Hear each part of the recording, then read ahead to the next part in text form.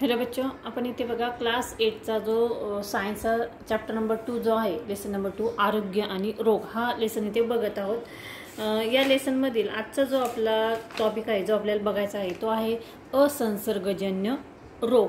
ठीक आहे, आता असंसर्गजन्य रोग म्हणजे काय आणि कोणकोणते आहेत ते आपण इथे त्याची कारण आणि लक्षणे इथे बघणार आहोत। ठीक आहे, तर सुरुवात करूया की असंसर्गजन्य रोग।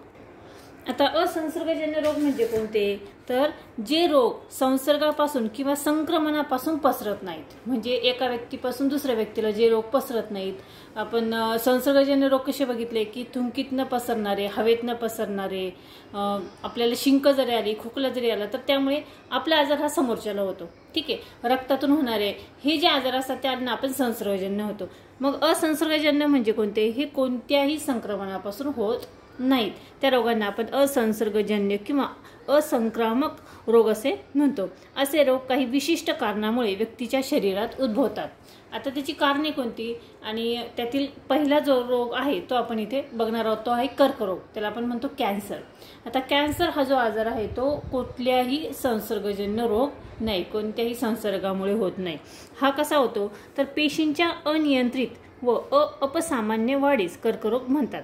म्हणजे आपल्या शरीरातील काही ज्या पेशी असतात ते अनियंत्रित, त्याची प्रचंड प्रमाणात वाढ होते, अशा पेशी वाढल्यामुळे हा कर्करोग हा होतो। कर्करोगाच्या पेशी समूहास किंवा गाठीस दुर्दम्य अर्बुद असं म्हणतात। म्हणजे कर्करोगाचे बघा, कर्करोग झालाय की कॅन्सर झालाय असं ज्यावेळेस म्हणतो त्यावेळेस त्या ज्याला आजार झाला आहे, ज्याला हा रोग झालेला आहे त्याला एक गाठ येते, आणि ती जी गाठ असते ती कशाची असते, तर ही ज्या पेशींची अनियंत्रित वाढ झालेली असते त्याच्यापासून गाठ तयार होते, आणि या गाठीला दुर्दम्य अर्बुद असे म्हणतात। कर्करोग हा फुफ्फुस, तोंड, जीभ, जठर, स्तन, गर्भाशय, त्वचा यांसारख्या अवयवात रक्त किंवा अन्य कोणत्याही ऊतीत होऊ शकतो। आता याची कारणे कोणती, तर याची कारणे आहे अतिप्रमाणात तंबाखू, गुटखा, त्यानंतर धूम्रपान, मद्यपान, आहारात चोथायुक्त अन्नपदार्थाचा म्हणजे फळे व पालेभाज्यांचा समावेश नसणे, अतिप्रमाणात जंक फूड म्हणजे वडापाव, पिझ्झा इत्यादी खाणे, आणि यासारखी अनेक अशी कारणे असू शकतात। अनुवंशिकता ही एक महत्त्वाचे कारण असू शकते। तर त्याची लक्षणे कोणती आहेत बघा, दीर्घकालीन खोकला म्हणजे आवाज घोगरा होणे, गिळताना त्रास होणे, म्हणजे तो हा जो कॅन्सर असतो तो कशाचा झाला, घशाचा झाला।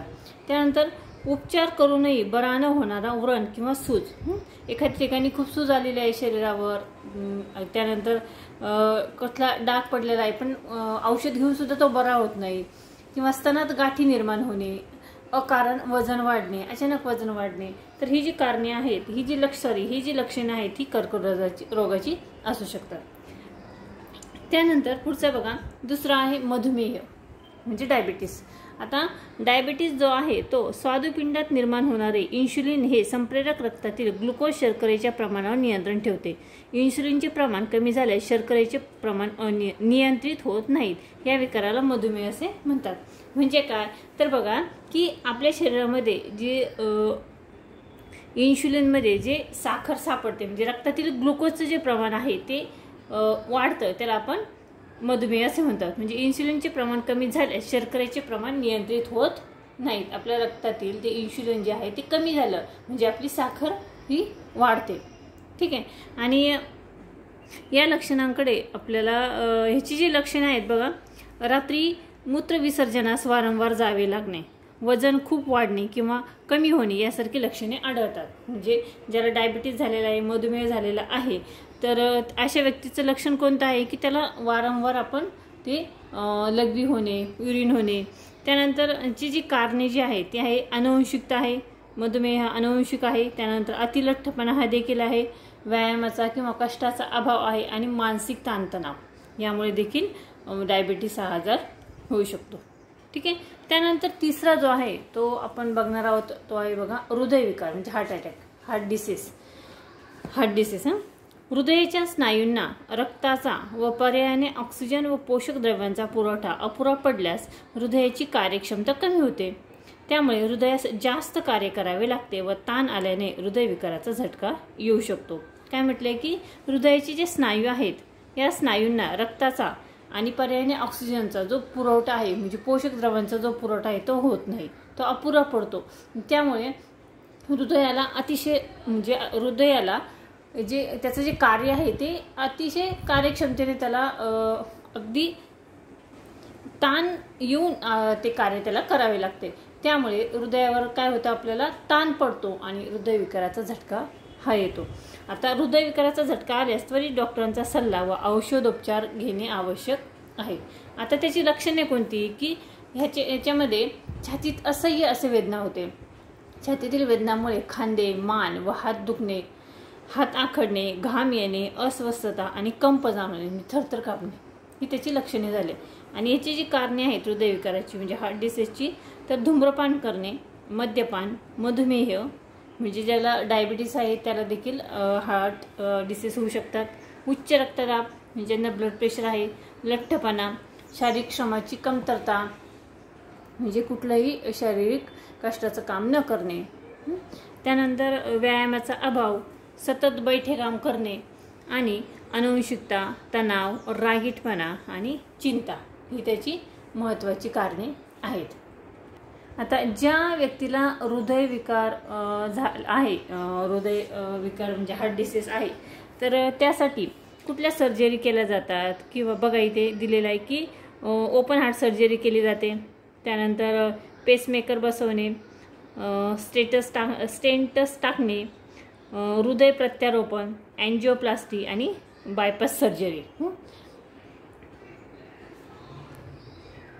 तर अशा प्रकारे आपण इथे असंसर्गजन्य रोग म्हणजे काय आणि असंसर्गजन्य रोग कोणकोणते आहेत ते आजच्या व्हिडिओमध्ये इथे बघितलेले आहेत. त्यानंतर खाली एक पॉईंट दिलेला आहे बघा की औषधांचा गैरवापर.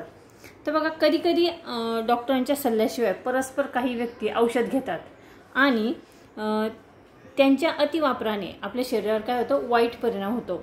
आणि असे जास्त प्रमाणात अथवा वारंवार वेदनाशामक म्हणजे पेन किलर घेतल्यास चेतासंस्था, उत्सर्जन संस्था, यकृत यावर विपरीत परिणाम होतो. आणि प्रतिजैविकांच्या म्हणजे अँटीबायोटिक्स अतिवापरामुळे मळमळ, पोटदुखी, पातळ जुलाब, अंगावर पुरळ येणे, जिभेवर पांढरे चट्टे पडणे इत्यादी लक्षणे हे दिसून येतात. त्यानंतर पुढे आहे बघा जेरेनिक औषधे. आता जेरेनिक औषधे म्हणजे कोणती, तर जेरेनिक औषधे यांना सामान्य औषधे असे देखील म्हणतात. या औषधांची निर्मिती व वितरण कोणत्याही पेटंट शिवाय केली जाते. ही औषधे ब्रँडेड औषधांच्या समकक्ष म्हणजे त्याच्याच बरोबरीची असतात व त्या दर्जाची असतात. जेरेनिक औषध तयार करताना त्या औषधातील घटकांचे प्रमाण किंवा त्या औषधांचा जो फॉर्म्युला आहे तो तयार मिळत नसल्यामुळे संशोधनावरील खर्च वाचतो. त्यामुळे जेरेनिक औषधांची किंमत ब्रँडेड औषधांच्या किमतीपेक्षा तुलनेने खूप कमी असते. ठीक आहे, तर अशा पद्धतीने आपला हा लेसन आज इथे कंप्लीट झालेला आहे. लेसन नंबर 2 आरोग्य आणि रोग. तर या लेसनचे आपले इथे 3 पार्ट झालेले आहे. जर तुम्ही ते व्हिडिओ नसेल बघितले तर आपल्या प्लेलिस्टमध्ये जाऊन तुम्ही क्लास 8च्या प्लेलिस्टमध्ये जाऊन हे सर्व व्हिडिओ इथे बघू शकता. नेक्स्ट व्हिडिओमध्ये आपण इथे या चॅप्टरवरील जो स्वाध्याय आहे, एक्सरसाइज आहे ती इथे सॉल्व करणार आहोत. ठीक आहे, पुन्हा भेटूया पुढच्या व्हिडिओमध्ये.